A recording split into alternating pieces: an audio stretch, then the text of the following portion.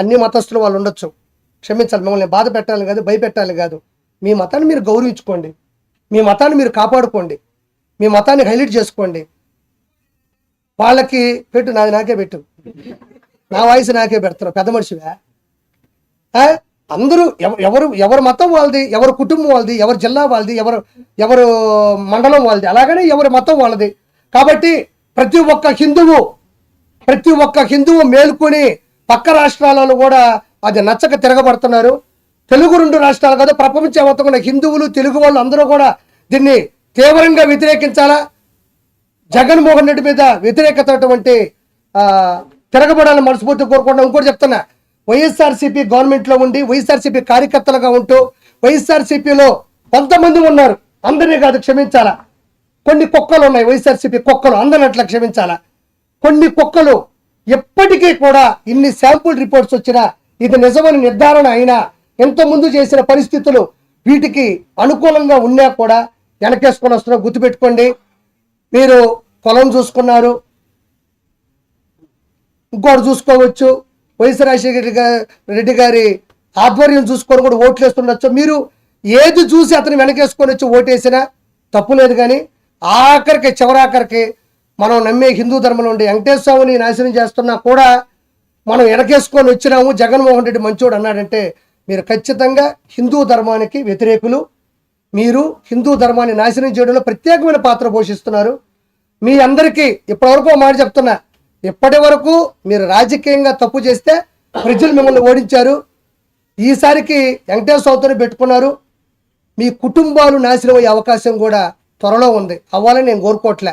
Immediately చెప్పు తీసుకొని చంప మీద కొట్టుకొని, తండ్రి మా తప్పు అయిపోయింది, మాకు తెలిసి తప్పు చేసాం, మాకు తెలియక తప్పు చేసామని చెప్పులు తీసుకొని ఒక రోజంతా దబ కొట్టుకొని మా తప్పు అయిపోయిందని చెప్పుకోకపోతే మీ కుటుంబాలు, మీరు చేసిన పాపానికి మీ కుటుంబంలో ఉండేవాళ్ళు కూడా సర్వనాశనం అయిపోయే అవకాశం ఉంది. నేను చెప్పట్లేదు, ఇది హిందూ ధర్మం చెప్తుంది, హిందూ దేవాలయాలు చెప్తున్నాయి, హిందూ మతం చెప్తుంది, పండితులు పూజారులు చెప్తున్నారు, పెద్దోళ్ళు చెప్తున్నారు. నేనేదో అవ్వాలని కోరుకోవట్లే, నేను అవ్వాలంటే అయిపోద్దా.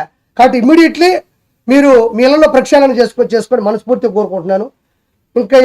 ఇంకోటి అన్నయ్య మాట్లాడతాడు, దీన్ని నేను కొంచెం లీడ్ ఇస్తా.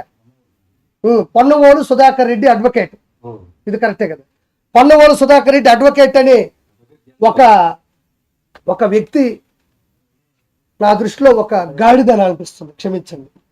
ఎందుకంటే మనిషా పశువా? ఆయన మనిషి కాదు, పశువు అని నేను అంట. ఎందుకంటే రోజా అన్నట్టు రోజా కొవ్వునే తిరుమల లడ్డులో వాడారు. ఎందుకంటే రోజా నా దృష్టిలో పందితో సమానం. పంది కొవ్వునే లడ్డులో వాడారు, రోజా కొవ్వునే లడ్డులో వాడారు. అందుకే రోజా సంబరపడుతున్నట్టుంది. నేను ఉపయోగపడ్డాను, నేను కూడా తిరుమల లడ్డుకి ఉపయోగపడ్డాను, నా కొవ్వు తీసి పెట్టారంటుంది. నీ కొవ్వు జంతువైన రోజా కొవ్వు మిగతా అడ్డగోలుగా సంపాదించిన అడ్డగాడిదల కొవ్వు దేవుడు తగ్గించేస్తాడు, మీరే ఇబ్బంది పడక్కర్లేదు. పొన్నవోలు సుధాకర్ రెడ్డి మాట్లాడుతున్నాడు ఏమనంటే, ఏమైందయ్యా, నెయ్యి 350 400 ఉంటుంది, జంతువుల కొవ్వు 1500 రూపాయలు లేకపోతే 1000 రూపాయలు, దానికన్నా కాస్ట్లీదే కదా వేసింది అంటున్నాడు. ఒక చిన్న మాట మాట్లాడతా, జుగుప్సాగా అనుకోవద్దు.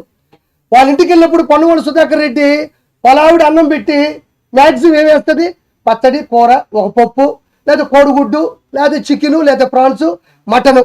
ఆయన వరకు తినే మటన్ భోజనం 300 ఉంటుంది. ఈడేడో బీహార్లో పెంట ఉంటుందంట, పెంట 3000 రూపాయలంట కేజీ. అది బీహార్లో దొరికే పంది పెంట 3000 రూపాయలంట కేజీ. పొన్నవోలు సుధాకర్ రెడ్డి, నువ్వు మటన్తో తింటేనే 300 అయితే మీ ఇంట్లో, నేను పంది పెంట కలిపి పెడతా ఫ్రీగా నీకు, నువ్వు తిను. నువ్వు తినరా గాడిద, నువ్వు తినరా అడ్డగాడిద.